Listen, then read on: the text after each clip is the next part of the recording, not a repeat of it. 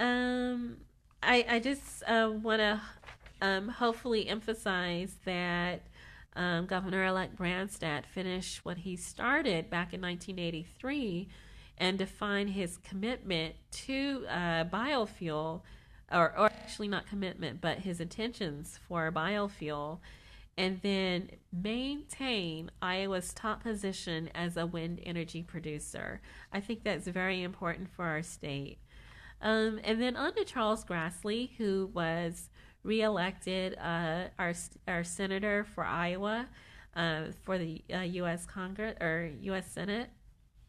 He is also not willfully ignorant or indifferent to the concept of the renewable energy standard. In fact, he co-sponsored an alternative renewable energy standard, and this is done with Senators Bingaman from New Mexico, a Democrat, and with Senator Brownback from Kansas in 2010.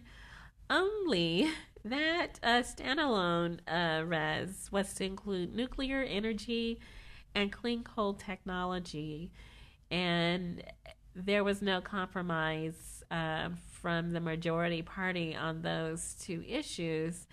And I'm trying to figure out whether nuclear energy and clean coal technology are representative of Iowa's economic interest. It kind of seems from my reading that there's actually more support in Iowa, not for nuclear energy and clean coal, but for wind and biomass or biofuel, corn and soy-based biofuels and wind, and possibly hydroelectricity in other states, but not so much nuclear. But, you know, there's reasons for everything, I guess. But anyway, so we've got two important political figures with seniority, power, and knowledge about Iowa that runs pretty deep and is pretty significant. And I'm just hoping that they use that very wisely and to the benefit of the people of Iowa. Not so much other interests, but to the people of Iowa. And I say that because I found another article about wind that I wanted to share. This is coming from the Sunday, October 31st, Des Moines Register. And it's Wind Energy Producers Face Wall in Moving Power East. And I'm going to read a little snippet from it, and you'll see why I made that statement. Okay. Iowa energy policymakers know that building the nation's second largest wind generating capacity was relatively easy compared with the next step of figuring how to transport surplus electricity to eastern cities. Robert Lloyd, manager of the Clipper Wind Power Plant in Cedar Rapids, said, "Everybody's waiting for something to happen. If we don't get the transmission issue solved fairly soon, we'll hit a wall on new wind power development." Lloyd laid off workers last year. So did TPI Composites in Newton, a company heralded as part of that city's attempts to come back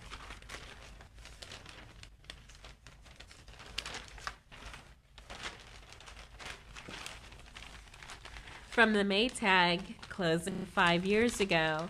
And if you remember, TPI was the story that I showed you about the person who relocated from Michigan to Iowa specifically for a wind energy job. And I hope he still has that job, that he wasn't part of the layoff. I really regret anyone being laid off. Back to the article, wind-generated electricity doesn't have a multi-state transport system, and such a network will be needed if Iowa and the upper Midwest expect to succeed. The first difficult detail would be the cost of big transmission lines. The idea is to get the wind-generated electricity from the sparsely populated Dakotas, Iowa, Minnesota, and Wisconsin across the Mississippi River to consumers in Chicago and points east. And so right now we have a state-regulated grid system, and they recovered the cost from the customers. This will be kind of different. The issue is the aggressiveness of East Coast interests to develop their own wind resources, potentially to the detriment of Midwest wind. And so I did read the story about Google and a few other companies buying into an offshore wind system in the Atlantic Ocean. And there's also the Cape Wind project being developed in Massachusetts. Things like that have created friction from Eastern interests who have fought proposals from Iowa and the Midwest for transmission line proposals. They've made it clear that we can build all the transmission we want as long as we pay the cost. And so Tom Harkin, a Democrat from Iowa, is hoping for nationalization of the transmission lines and the power grid, which would make it easier for Iowa and the Midwestern states to move its energy to the East Coast. I don't know what Charles Grassley's position is on that, but I'm really hoping, again, there's cooperation on Iowa's interest and the interest of the Midwest. Okay, so there's also a proposal that transmission costs be shared by all that use the electricity. However, the only unity so far has come from the governors of Iowa, Minnesota, North Dakota, South Dakota, and Wisconsin, who have agreed on principles but not a final plan for cost allocation among themselves for a 50,000 megawatt line that would originate in the 5 states. And I'm wondering if we can get Kansas and Oklahoma and Texas involved on a deal like that and make just a very large Midwestern corridor a sort of self-contained micro agricultural / industrial economy where we generate our wind energy and maybe biofuel and then sell energy and fuel to nearby manufacturing firms until we figure out something with the East Coast. Anyway, I say all that just to let our newly elected officials from Iowa know that there's a lot on the plate and that there's a lot on the table to digest, and hopefully things will be done to the betterment of Iowa. But anyway, on to biomass and biofuel. Basically, biofuel is a product of biomass. Biomass is a renewable energy source. It's biological material from living or recently living organisms. Fossil fuels are ancient biomass, but not traditionally considered under that. It's recently living, although there is some attempt to expand that definition to include coal or clean coal. Commonly, it's plant matter used to generate electricity or heat.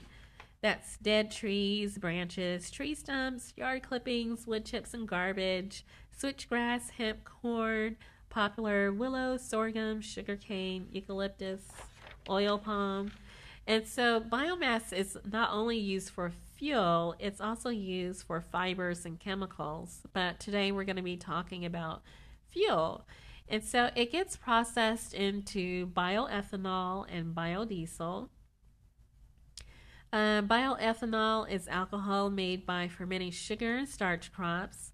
Cellulosic bioethanol includes trees and grasses, which are also used for feedstock, although I think the argument now is in favor of cellulosic bioethanol instead of other forms because there's no competition from human food consumption and use of like woody fibers, which we don't eat mostly, to be used for fuel. Ethanol provides, it's used for gasoline powered engines. You don't use ethanol in a diesel engine, never. It's fuel for those vehicles. It's a gasoline additive. It increases octane, improves emissions, kind of like Listerine does for your breath. That's what ethanol does for your car engine. Yep. And so let's see. Bioalcohols, other than ethanol, include like propanol and butanol. You've heard of propane and butane.